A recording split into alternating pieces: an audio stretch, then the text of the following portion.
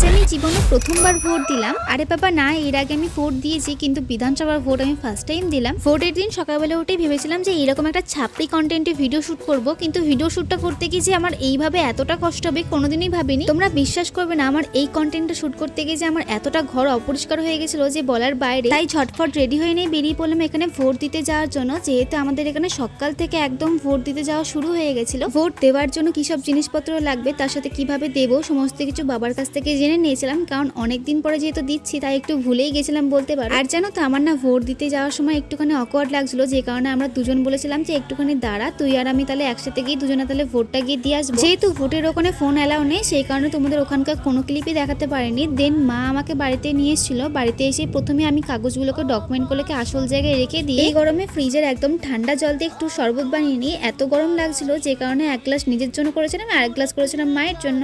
আচ্ছা, এত যে ভোটের কথা বলছি, আচ্ছা তোমরা কাকে ভোট দিয়েছো কোনোদিনও কাউকে বলেছো? আমি না আজ পর্যন্ত কোনোদিনও নিজের বাড়ির লোককে এই কথাটা বলিনি, কিন্তু কেন বলিনি এটা আমি জানি না, কারণ ছোটবেলা থেকে দেখে এসেছি মা বাবা দাদা কোনোদিনই দেখতাম না যে একে অপরের সঙ্গে কাউকে শেয়ার করতে যে কে কাকে ভোট দেবে। তাই জন্য আমিও খুব একটা কাউকে বলি না যে আমি কাকে ভোট দিই। দুপুরবেলা খাওয়া হয়ে যাওয়ার পরে বিকেলবেলা দেখলাম আজকে ওয়েদারটা না ভীষণ ভালো, এত হাওয়া ভালো দিচ্ছিল যে কারণে দেখলাম আম গাছের তলায় দেখলাম কয়েকটা আম পড়ে রয়েছে। এসে দেখি আমাদের বাড়িতে ইতিমধ্যে একটা ইলেকট্রিক মিস্ত্রি এসেছে, যে কারণে আমাদের দুদিন পরে অনুষ্ঠান, সেই কারণেই